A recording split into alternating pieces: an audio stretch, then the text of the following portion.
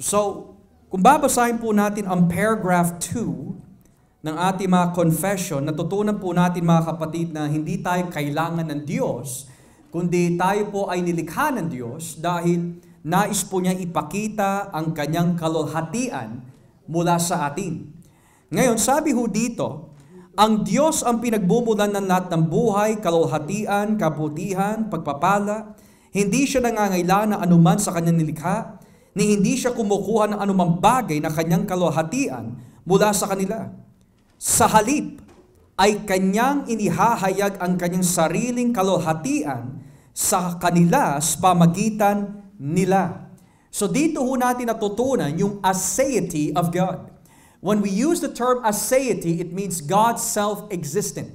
God is self-dependent. Hindi niya ho tayo kailangan, pero tayo ang may kailangan sa Diyos. Kung mawala man po tayo, nandiyan pa rin ang Diyos. Kapag nawala ang Diyos, wala rin tayo. In other words, God does not need us. He is independent or independence of God na kung tawagin. Pero itong pag-aaralan po natin sa susunod na sentence, nakalagay, siya ang bukal ng lahat ng buhay, the fountain of life, at ang simula, daluyan, at patutunguhan ng lahat ng mga bagay. Na sa madaling salita, Jesus, God, is the source and the end of all things. Kung wala po siya, wala ho tayo. Kung wala po ang buhay ng Diyos na sumasa atin, we cease to exist. And there is no other chapter that I know in the Bible na nagbibigay po ng clarity that si Kristo ang beginning at sa pamagitan po niya, tayo po ay may buhay. Basahin po natin dito in John chapter 1. John chapter 1 verse 3. John chapter 1 verse 3. Sabi po ng salita po ng Diyos, nilikha ang lahat ng bagay sa pamamagitan niya, at walang anumang nalikha ng hindi sa pamamagitan niya. Ang salita ang pinagmumulan ng buhay, at ang buhay na ito ay ilaw dahil ito ang nagbibigay liwanag sa mga tao. Now, maari ho natin tanungin, bakit hindi na lang po binanggit ni Juan na si Kristo ang may likha ng lahat ng bagay? Bakit kailangan banggitin yung salitang sa pamagitan niya? Kung wala sa pamagitan niya, walang anumang bagay na likha.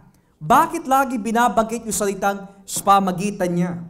Well, the reason why we need to understand this ay may connection po sa katanungan ng isang kapatid po natin. Tinanong po ng isang kapatid po natin, Pastor, can you please explain kung paano po nagwo-work yung Trinity pagdating po sa creation?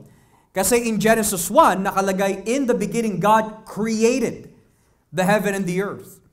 And then, sinasabi naman po in Job 33 verse 4, that the Holy Spirit ang may likha sa lahat ng tao. Pero pagdating kay Kristo, ang madalas na binabanggit, sa pamagitan niya nagkaroon ng buhay. Sa pamagitan niya nilikha ang lahat ng bagay. So how does that work? Bakit hindi sinabi sa pamagitan ng Espiritu na buhay ang mga ito? O sa pamagitan ng Ama nilikha ang mga bagay na ito?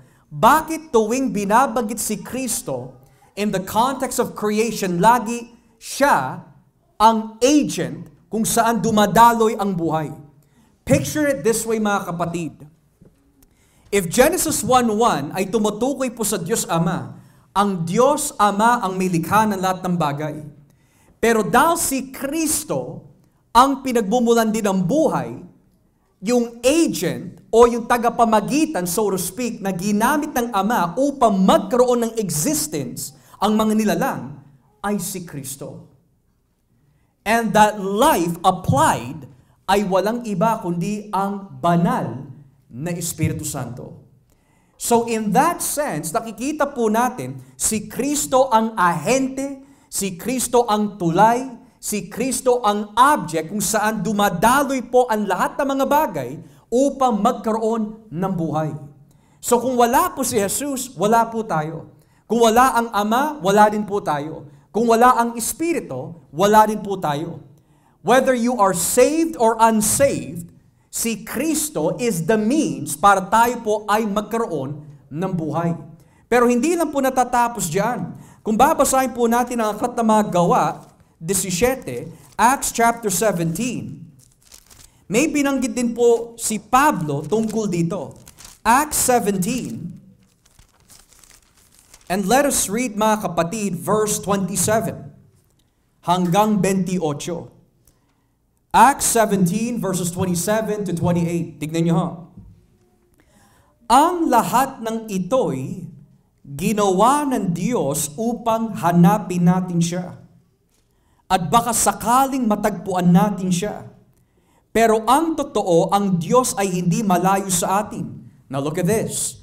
Dahil sa pamagitan ng kanyang kapangyarihan, tayo'y nabubuhay at nakakakilos. Or in English, for in Him we live and move and have our being.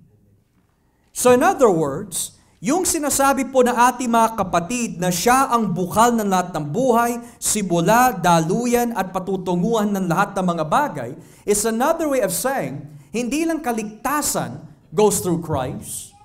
Hindi lang po yung air that we breathe ay nanggagaling po kay Kristo, but every single movement of life ay nanggagaling ho sa Kanya. So sa madaling salita, bagamat marami ho sa atin may sakit, bakit ka nakarating dito? Because that strength came from Christ. Bagamat tayo po ay pagod na sa ating mga trabaho and we're reaching a certain age, pero nagagawa mo pa rin to persevere. Because when you live and when you move, all of that belongs from the Lord and belongs to the Lord. So napakalinaw, dahil sa pamagitan ng kanyang kapangyarihan, tayo'y nabubuhay at nakakakilos. Ngayon, when you become a Christian, mga kapatid, and even if you're not a Christian, mabuhay ka man o mamatay, mauuwi ka pa rin sa kamay ng Diyos. Nang ibig sabihin, yung kamay ng Diyos po dito is another way of saying, whether you are living unsaved or you are living saved, ang desisyon at plano ng Diyos para sa iyong buhay ay nauuwi pa rin sa Kanya. Basahin po natin sa Roma Kapitulo 14. Romans chapter 14. Romans chapter 14. At dito po tayo mga kapatid, in verse 7. Romans 14 verse 7. Sabi po ng Biblia, wala ni isa man sa atin ang nabubuhay o namamatay para sa sarili lamang. Kung tayo'y nabubuhay, nabubuhay tayo para sa Panginoon. At kung tayo'y mamamatay, mamamatay tayo, para sa Panginoon. Kaya mabuhay man tayo o mamatay, tayo'y sa Panginoon. Now this is true of Christians. Pero ang katanungan ay ito, well, what about yung mga hindi Kristiyano? Are they still living for the Lord? Yes, to a certain degree. They are living for the Lord in the sense para po sa plano po niya. Kagaya po ni Judas Iscariote. Bagamat hindi po niya sinunod si Kristo at the end of his life, he was still living according to God's will yung mangyayari sa kanya. Kasi hindi po siya magbibigte, hindi siya magpapakamatay kung hindi po yung parte ng plano ng Diyos. Ganoon din si Faraon. Ayon sa Roman 9, kaya nilikha ng Diyos si Faraon para po maipakita ang kanyang kapangyarihan bagamat hindi siya sumusunod sa Diyos. So sa madaling salita mga kapatid, there is no such thing that you are living only for yourself. Kung ano man yung layunin po ninyo sa iyong buhay, God's plan is a part of that. Whether for the saved or the unsaved. Pero ang itinuturo po sa atin ng Biblia mga kapatid, lahat ng bagay na meron po tayo, lahat ng lakas na meron po tayo, lahat ng buhay na sumasa atin ay dahil po sa Kanya. And for that very reason mga kapatid, kailangan po natin pasalamatan sa araw-araw yung kabutihan na nararanasan po natin sa Diyos. You are alive today because of God. You arrived here safely because of God. Dinagdag niya another year in your life because of God.